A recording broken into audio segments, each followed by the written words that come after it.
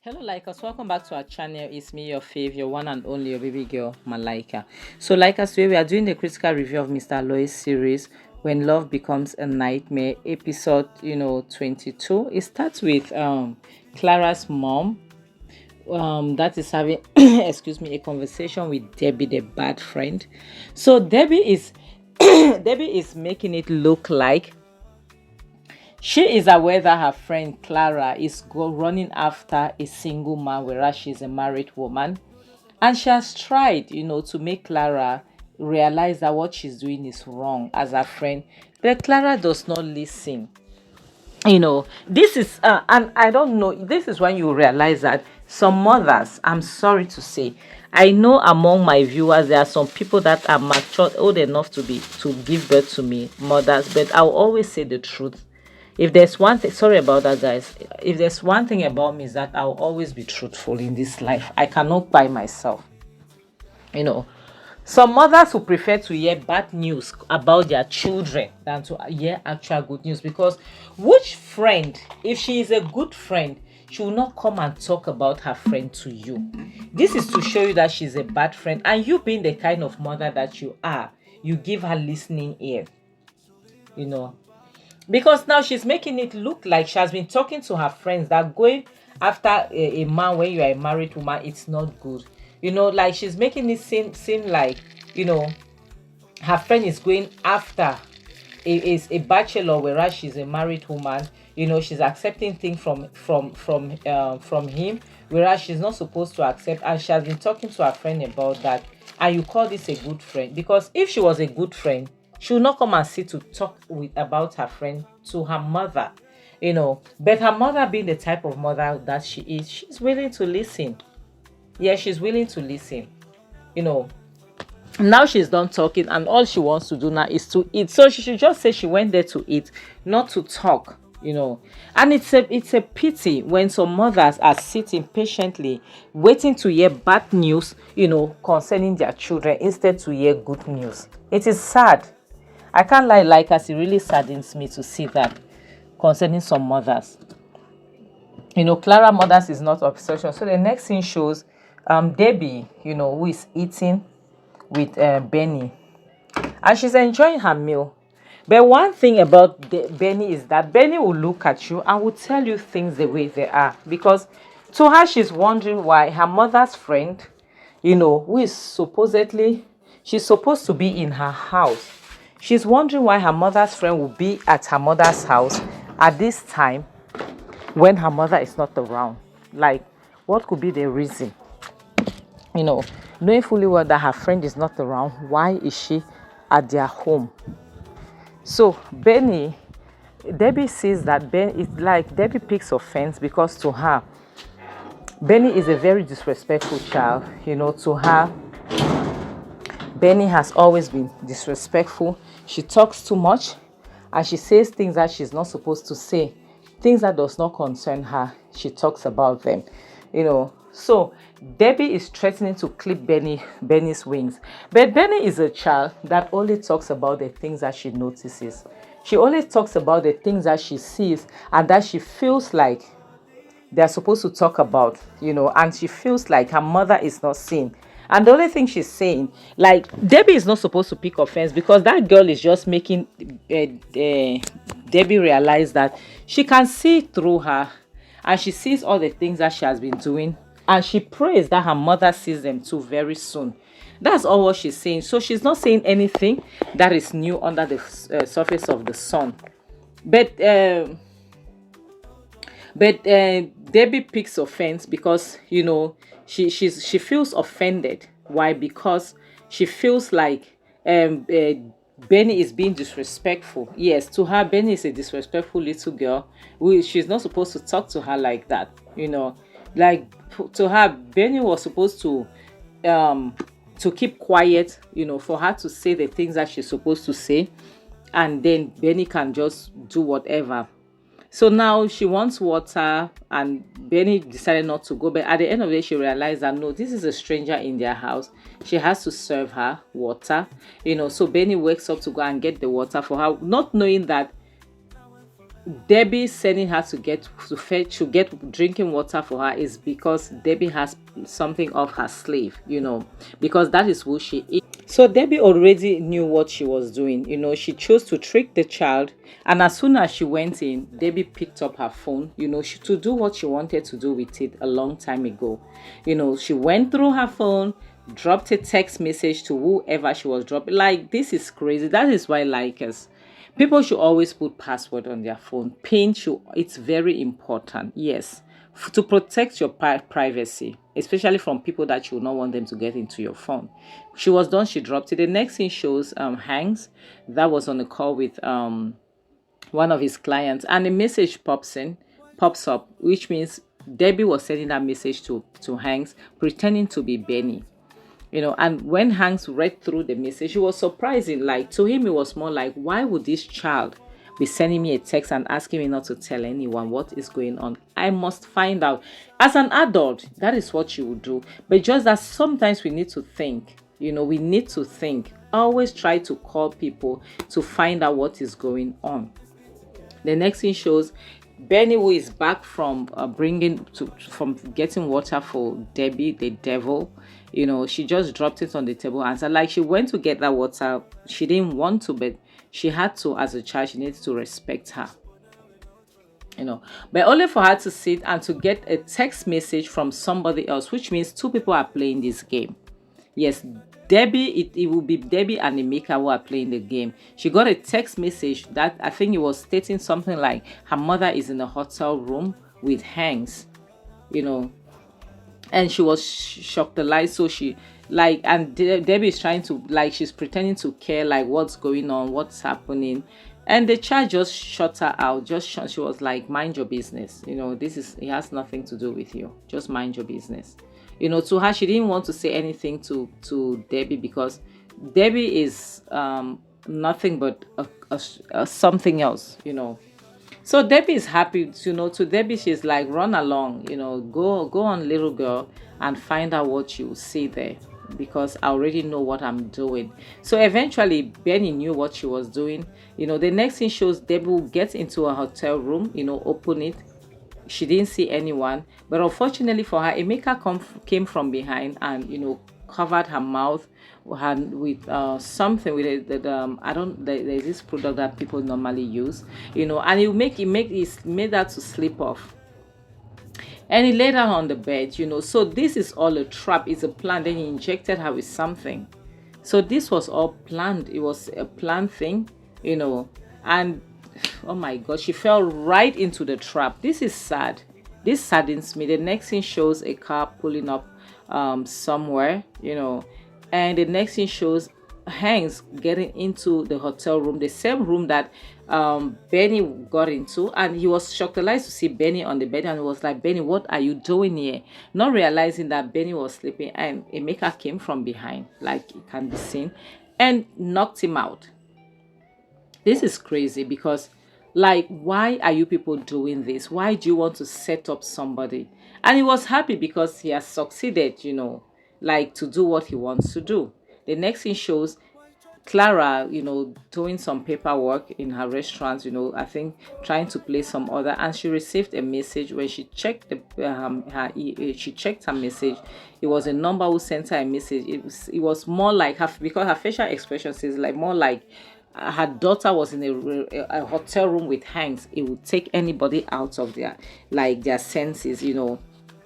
She had to run along to find out. The next thing shows Jonathan leaving the office and receiving the exact same message that Clara received. And definitely, being a father, it will get him, like, hey god, this is something else. How can you use kids? So the next thing shows Emeka, who was done with his plans inside. Now he needs an accomplice outside. So now my problem is, I don't know who this guy is. I don't know if this guy is a hotel staff or if this guy is just a media personality, because he was giving him instructions more like, do your job and make sure you do it well. Make sure you do it well. And the guy is happy. He receives his own money, and he's living. And Emeka is happy because he has done a marvelous job. He has succeeded.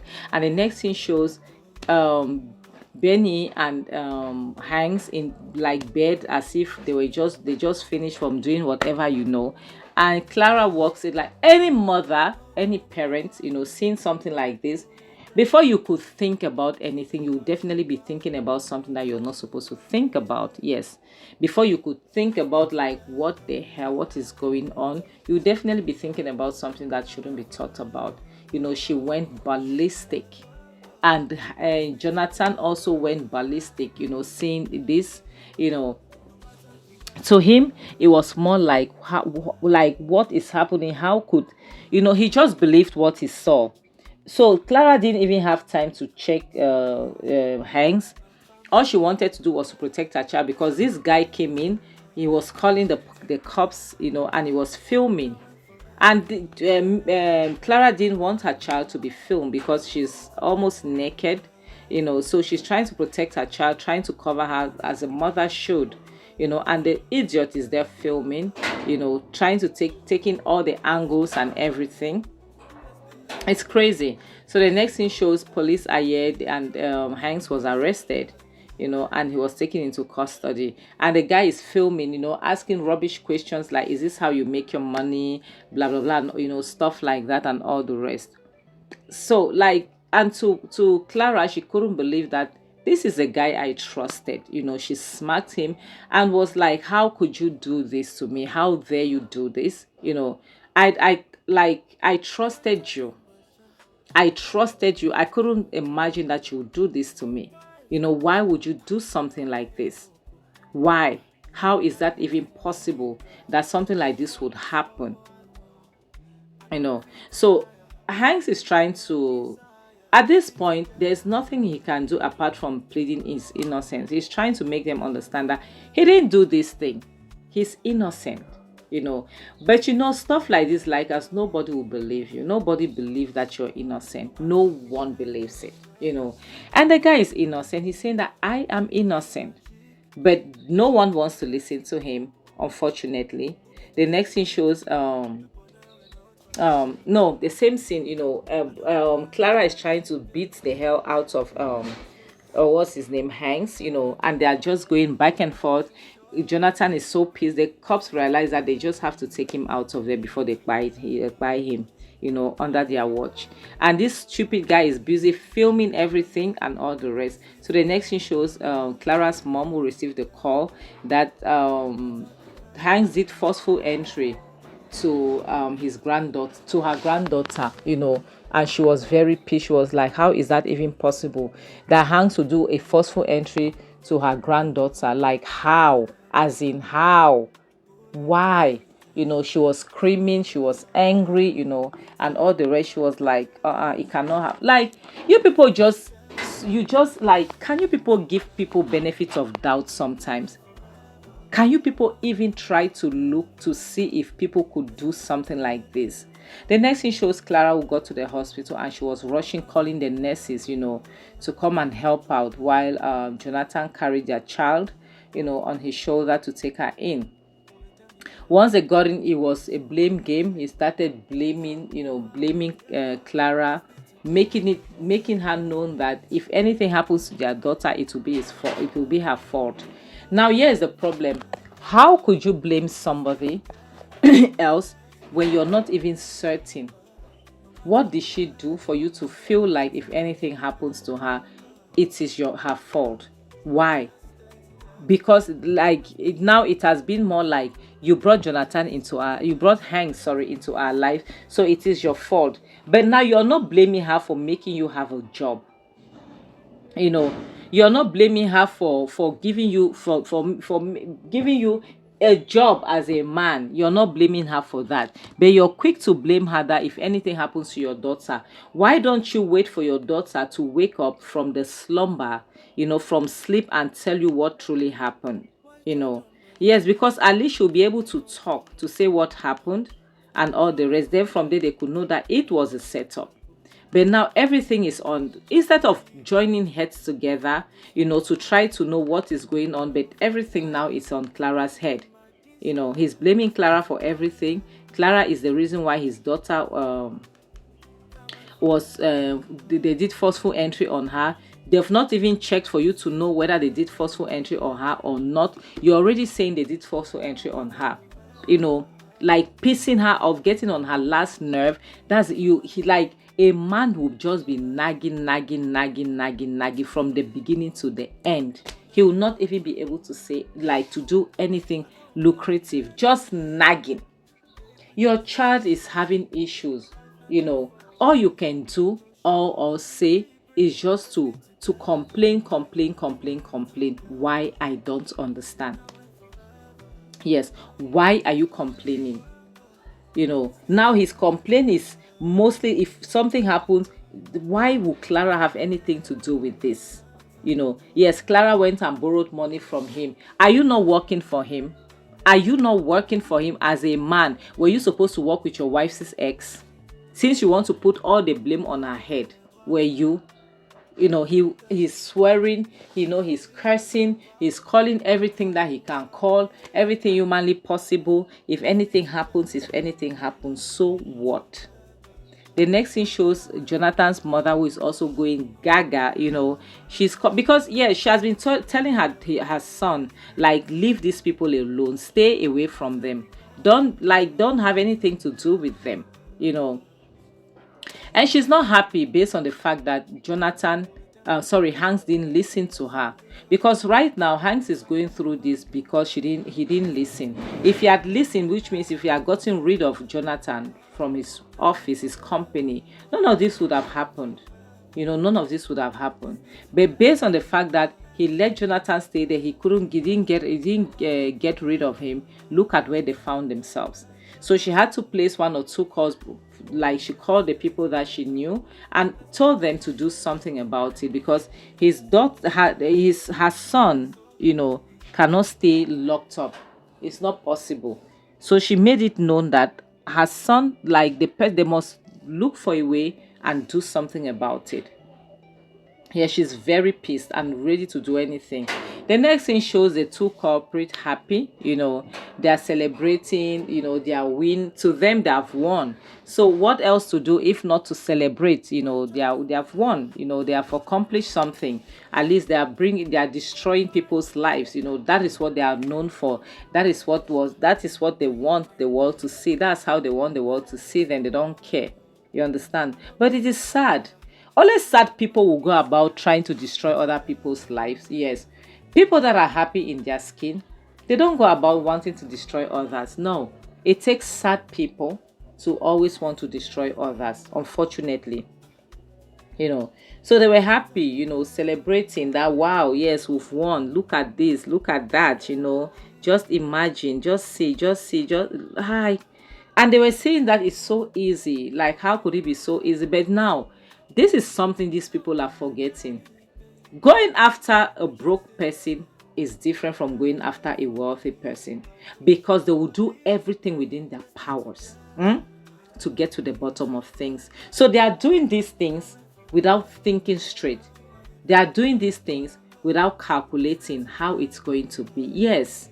So like as we are going to end this video, it's a sad situation, to see how people could just wake up and choose to destroy other people's lives just because of out of jealousy, out of envy. Because if you look at these people and you ask them, why are they doing this? They can't even tell you why. They will not be able to tell you why they are doing what they are doing. They'll just tell you that they want to get rid of them. They want to destroy them for reasons best known to them. And I just hope that they covered all their angles. I doubt that they did. Honestly speaking, I doubt that they covered all angles. They didn't. Because they cannot. They are too mumu to cover all angles. Like us, we should be careful with the people that we bring into our lives. It matters a lot. We should be careful because some people are there to destroy us, while others are there to protect us. Be careful not to bring destroyers into your lives. Yes, be very careful. Marriage is not a do or die affair, okay? Protect your mental health at all costs. And on this note, I have to say bye, guys.